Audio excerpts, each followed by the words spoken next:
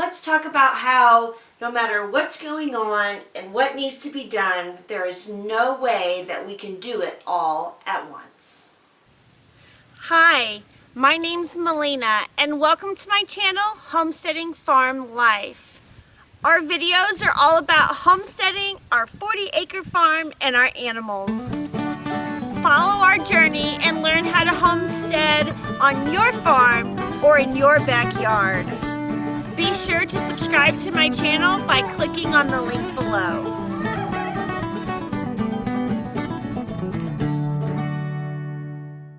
Homesteading is a ton of work. We have to admit it. It's wonderful, rewarding, enjoyable, but it's still work.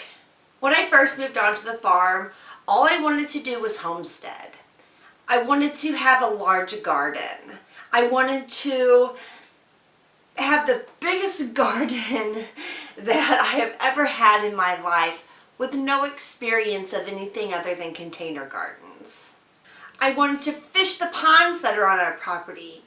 I wanted to pick all the fruit from the mini orchard that we have. I wanted to start canning and preserving.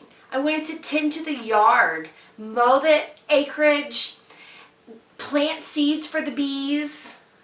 I wanted to plant new trees and new plants, perennials for our farm. I wanted to get all the animals to provide food and so I could have new pets. I wanted to clean the stalls and the barns and really any area that there was animals. I wanted to make candles. I wanted to make soap. I wanted to chop wood for the winter. The list is never ending.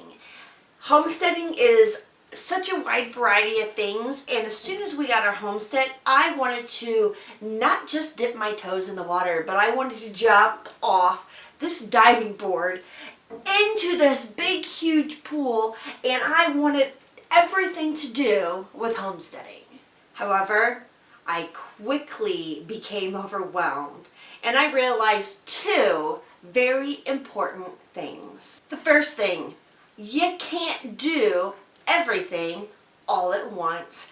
I started so many projects. I started this over here and this over here and this over here, and my kids started this, and my husband started this, and everybody needed help, and I needed help, and all of us, my entire family, we quickly got overwhelmed.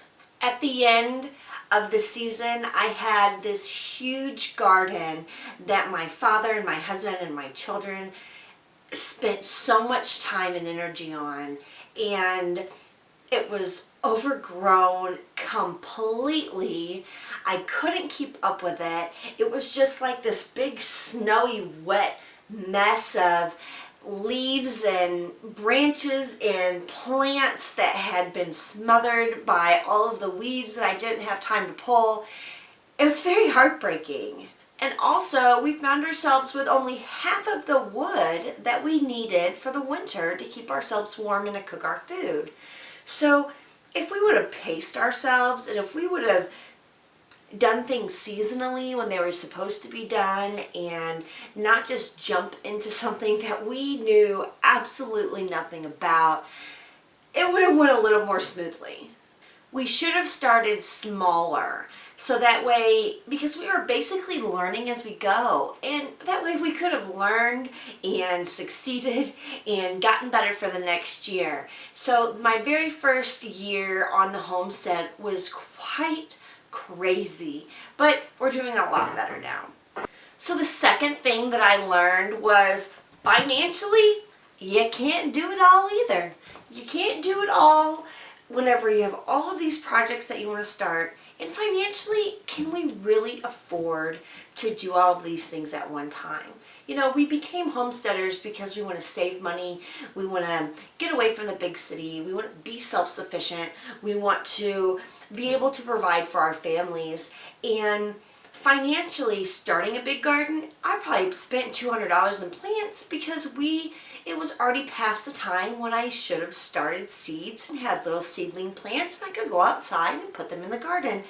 So instead of spending $20 on a whole bunch of seeds for the garden, which is what we should have done, you know, and we should have started our garden 5 months before we bought the property, but we didn't know.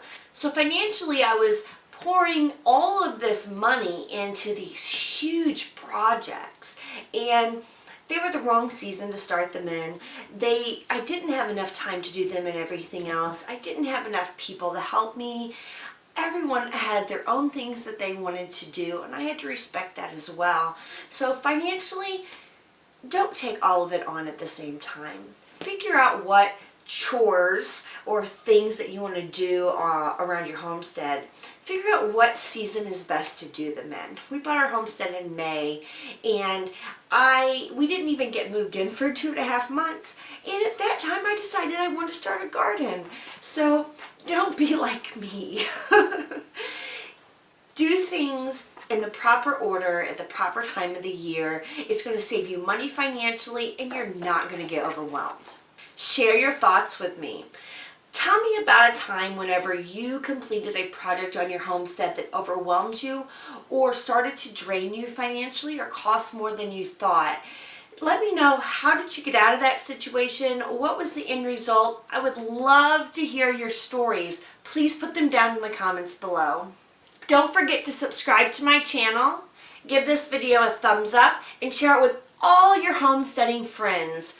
We don't start homesteading without having a support group around us, and that's usually our neighbors, however far off they are, and our family. So share this video with all of them and tell them how awesome our Homesteading Farm Life channel is. Bring all of your friends over here, and if you're on Facebook, we have a Homesteading Farm Life cooperative that I would love for you to join. Let's chat. Thank you for watching today's video on Homesteading Farm Life. Please share this video with your friends and click that thumbs up button below. If you're interested in homesteading and farming, why don't you join our journey by clicking the subscribe button and then choosing the little bell icon so you never miss a video.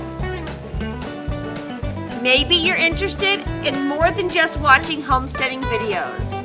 Maybe you want to make some homesteading friends. Why don't you join me on Facebook in my homesteading Facebook group? I will include a link to the group down in the video description.